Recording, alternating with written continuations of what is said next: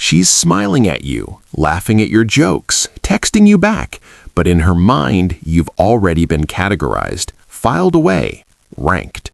And here's the part that stings. She didn't need to ask you a single question to do it. Women don't rank men the way you think they do. There's no scorecard, no checklist, no points for your job title or your gym routine. Instead, they use silent systems, invisible frameworks that operate below the surface of every conversation, every glance, every interaction. And most men, they have no idea it's even happening. You could be saying all the right things, doing everything you think you're supposed to do, and still end up in the wrong category. Not because you failed some test, but because you didn't know the test existed. This isn't about manipulation. It's not some game women play to mess with you. It's evolutionary psychology, social calibration, pattern recognition that's been hardwired over thousands of years. And the brutal truth is this: the moment you meet her, the ranking begins. Before you finish your first sentence, she's already building a profile of you in her mind. And once you're ranked, moving up becomes exponentially harder. The category you land in determines everything: how she responds to your texts, whether she makes time for you, if she sees you as boyfriend material or just someone to pass time with, whether she introduces you to her friends or keeps you at a distance. So today, we're pulling back the curtain. You're about to learn the 5 silent ranking systems women use to categorize men, how they work, why they exist, and most importantly, how to position yourself in the category that actually matters. Because once you see the system, you can't unsee it, and once you understand it, everything changes. In case you're wondering why you keep ending up in the friend zone while other guys get chosen, stay with me. What I'm about to show you will change how you see every interaction with women. But here's the thing: most men will watch this, nod along, and do nothing. Don't be that guy. Hit subscribe right now so you don't lose this channel, because once you understand these 5 systems, there's no going back. Let me guess, you've been here before. You meet a woman, the conversation flows, she seems interested, you exchange numbers, you text, she responds. Everything feels promising. Then it fades. Not dramatically, not with an explanation, just slowly. Her replies get shorter, the energy shifts, and eventually you're left wondering what you did wrong.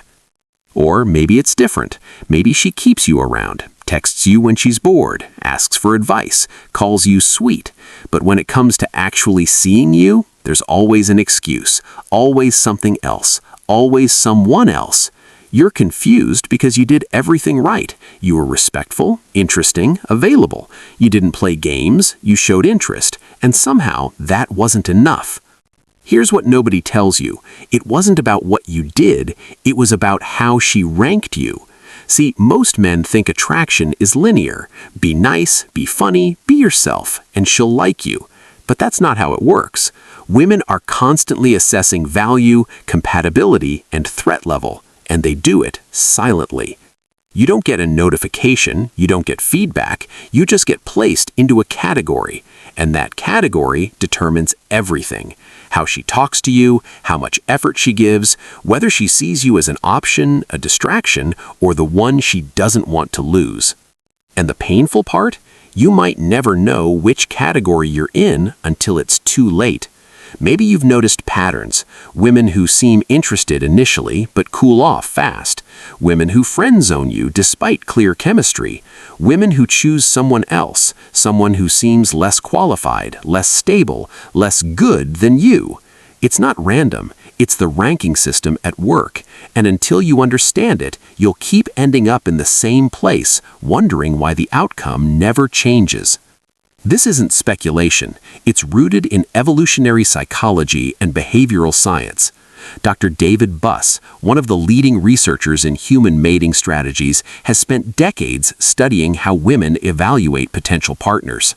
His work reveals something crucial. Women assess men across multiple dimensions simultaneously: status, emotional intelligence, genetic fitness, social proof, and long-term viability. But here's where it gets interesting. These assessments aren't conscious. Women don't sit down and create a spreadsheet. The ranking happens automatically. It's a subconscious filtering system designed to answer one core question: where does this man fit in my life? Anthropological studies show that women historically had far more at stake in mate selection than men. Pregnancy, resource scarcity, and physical vulnerability meant that choosing the wrong partner could be life-threatening. So women evolved to become exceptional evaluators.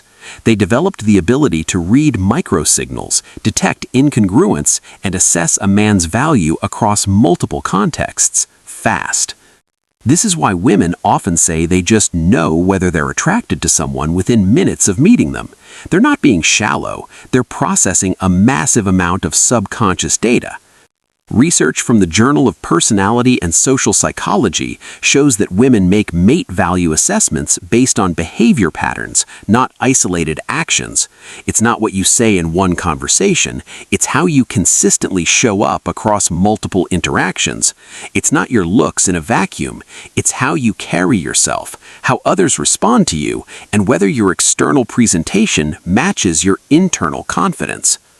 And in modern dating, this system is still active.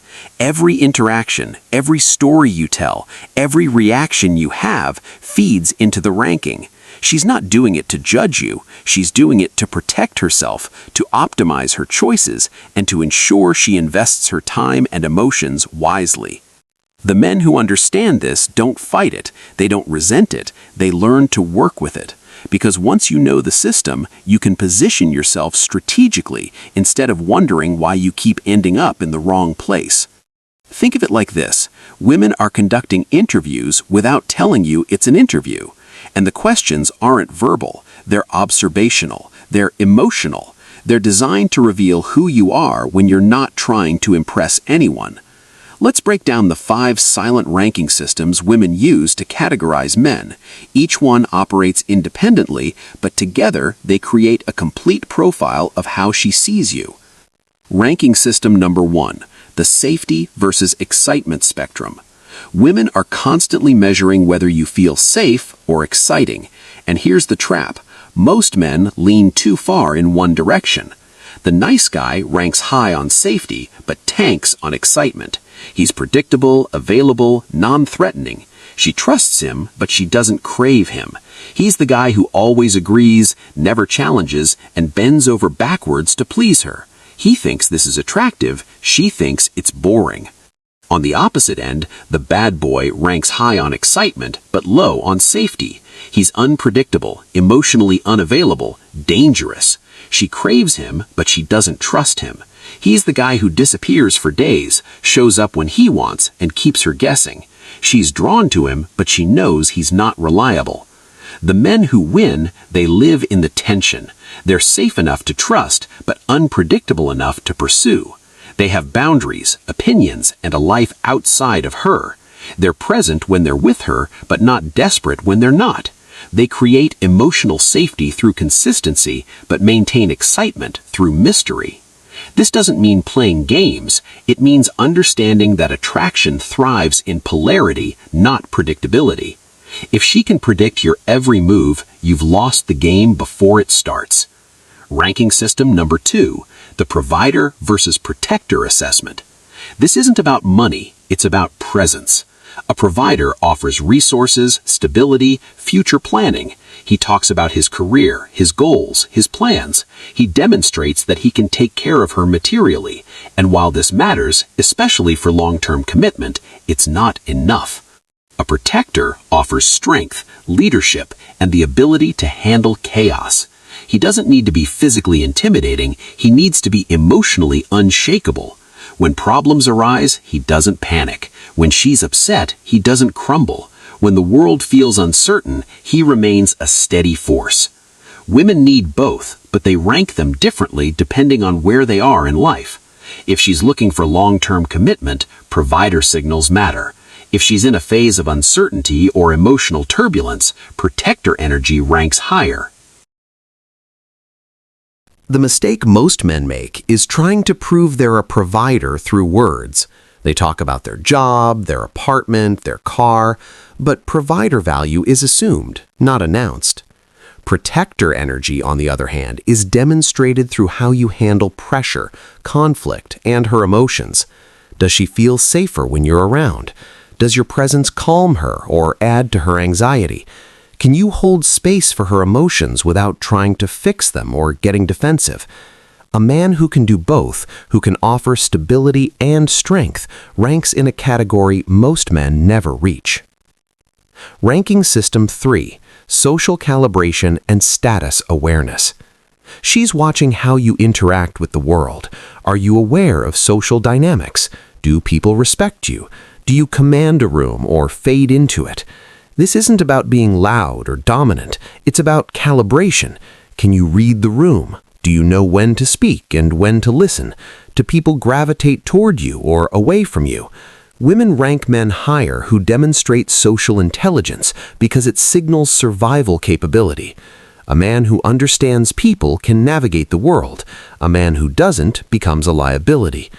Think about it. If you're at a dinner party, does she feel proud to be with you or embarrassed? Do you engage with others naturally or do you cling to her? Do you have stories, presence, and the ability to connect, or do you sit quietly hoping no one notices you? Status isn't about wealth or power. It's about how you carry yourself and how others respond to that energy. A man with status doesn't need to announce it. It's evident in how he moves, speaks, and holds himself. Women pick up on this instantly. They notice if the waiter respects you, if your friends defer to you, if strangers engage with you or ignore you. These micro-interactions build a profile in her mind, and that profile determines your rank. Ranking System 4. Emotional stability under pressure. This is the silent test most men fail without realizing it. She's not just listening to what you say, she's watching how you react when things don't go your way. When plans change, when she pushes back, when life throws chaos at you. Do you stay grounded or do you crumble? Do you get defensive or do you stay composed? Women rank emotional stability higher than almost anything else because it predicts how you'll handle real adversity. A man who loses his cool over small things will break under big ones. She tests this constantly. She'll change plans last minute to see how you react. She'll disagree with you to see if you get defensive. She'll pull back to see if you chase desperately or give her space with confidence. If you react emotionally, if you get anxious, if you need constant reassurance, you've just ranked yourself lower. If you stay calm, unbothered, and secure in yourself, you've passed a test you didn't even know you were taking. This doesn't mean being cold or indifferent. It means being emotionally self-sufficient. It means your mood isn't dictated by her responses. It means you can handle uncertainty without falling apart. Ranking System 5. Congruence and authenticity. This is the most subtle and most powerful ranking system. Women are lie detectors. They can sense when something is off, when you're pretending, when you're trying too hard, when your words don't match your energy. Congruence means everything about you aligns. What you say matches what you do. Your confidence isn't forced. Your interest isn't performative. You're the same person alone as you are in front of her. Most men fail this because they think they need to be someone else to attract women. They put on a persona. They mimic behavior they've seen work for others, and women can feel it immediately. Authenticity doesn't mean being unfiltered or saying whatever comes to mind. It means being rooted in who you are. It means your boundaries are real, not borrowed. Your confidence comes from self-knowledge, not arrogance. Your presence is natural, not rehearsed. When a woman senses congruence, she relaxes. She trusts you. She ranks you higher because she knows what she's getting. When she senses incongruence, red flags go up. She doesn't trust you, even if she can't articulate why. This is why fake it till you make it doesn't work long term. You might get initial attraction, but the ranking system will catch up. And once she realizes you're not who you presented yourself to be, you're done. Let me tell you about two men. Same city, same age, same job. Both met the same woman at different points in her life. The first man, let's call him Alex, did everything by the book. He texted consistently, planned thoughtful dates, talked about his goals, showed genuine interest in her life. He was kind, stable, and present. He complimented her. He listened. He made himself available whenever she needed him. But after a few weeks, she told him she was not ready for something serious. He was confused, frustrated. He'd done everything right. He'd been the perfect gentleman. He hadn't pushed, hadn't played games, and yet she pulled away. Alex spent months replaying the interactions in his head. What did he say wrong? Was he too available? Not attractive enough? He couldn't figure it out. 6 months later, she met the second man. Let's call him Carter. Carter didn't text every day. He didn't plan elaborate dates. In fact, he was often unpredictable. Sometimes he'd suggest meeting up last minute. Other times he'd go quiet for a few days. But when they were together, he was fully present. He challenged her, made her laugh, didn't seek her approval. He didn't compliment her constantly. He didn't ask permission. He led. When she suggested something, he'd consider it, but he wasn't afraid to suggest something different. When she tested him, subtly pushing to see how he'd react, he didn't flinch.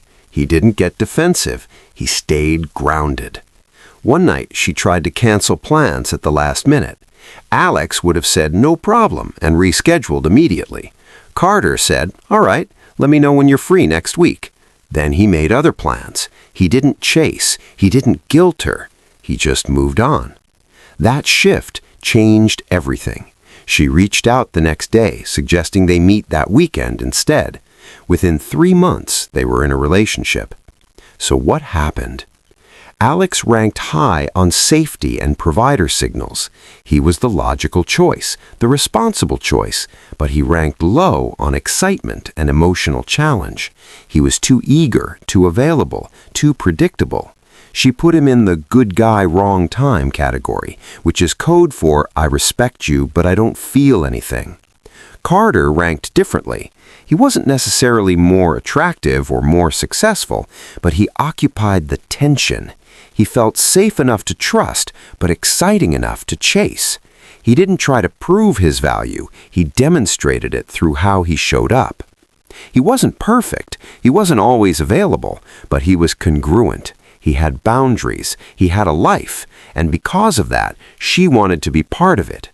The difference wasn't what they offered. It was how she made her feel. And feelings, not logic, determined the ranking.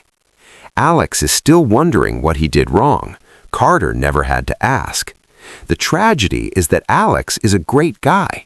In another context, with another woman, he might have ranked perfectly. But with her, at that time, his energy didn't match what she was looking for.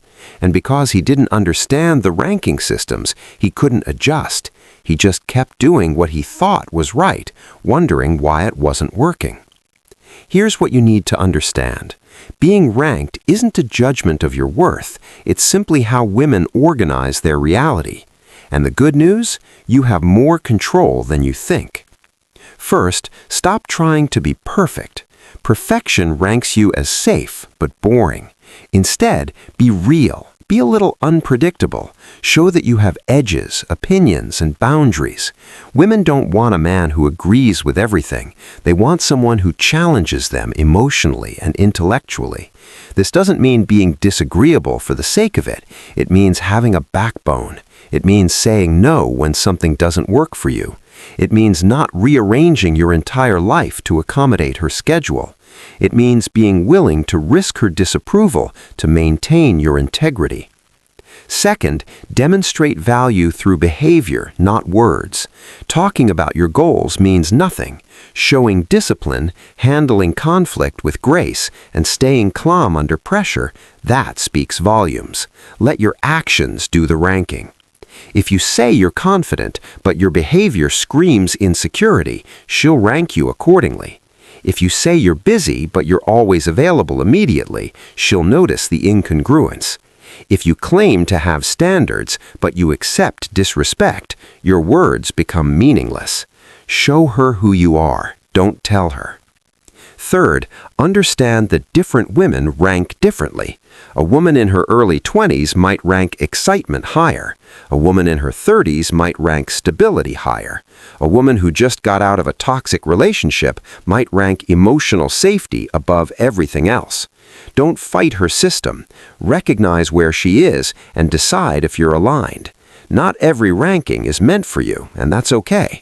Trying to force yourself into a category that doesn't fit will only lead to frustration on both sides. Fourth, never apologize for occupying space. The men who rank highest don't shrink. They don't over-explain. They don't seek validation. They simply exist with quiet confidence, and women notice. When you walk into a room, do you scan for approval or do you trust that you belong? When you speak, do you second-guess every word or do you say what you mean? When she disagrees with you, do you immediately backtrack or do you stand firm in your perspective? Space takers rank higher than space fillers, always. Fifth, build a life worth entering. Women don't want to be your entire world. They want to be part of a world you've already built. If your life revolves around her, you've ranked yourself as desperate. If your life is full, vibrant, and purposeful, she has to earn her place in it. This is the difference between I need you and I want you. Need is suffocating. Want is attractive. Sixth, embrace the ranking instead of resenting it. Most men hear this information and get angry. They think it's unfair, shallow, manipulative. But that's ego talking. The ranking exists whether you acknowledge it or not. You can either understand it and position yourself accordingly, or you can ignore it and wonder why nothing changes. You can't control how she ranks you, but you can control the signals you send. And when you understand the systems, you stop playing defense and start playing the game with intention. The goal isn't to trick her, it's to become the kind of man who naturally ranks high. The kind of man who doesn't need to perform because his value is self-evident. The kind of man women pursue instead of tolerate. That version of you is possible, but it requires self-awareness, discipline, and a willingness to let go of the narratives that haven't been serving you.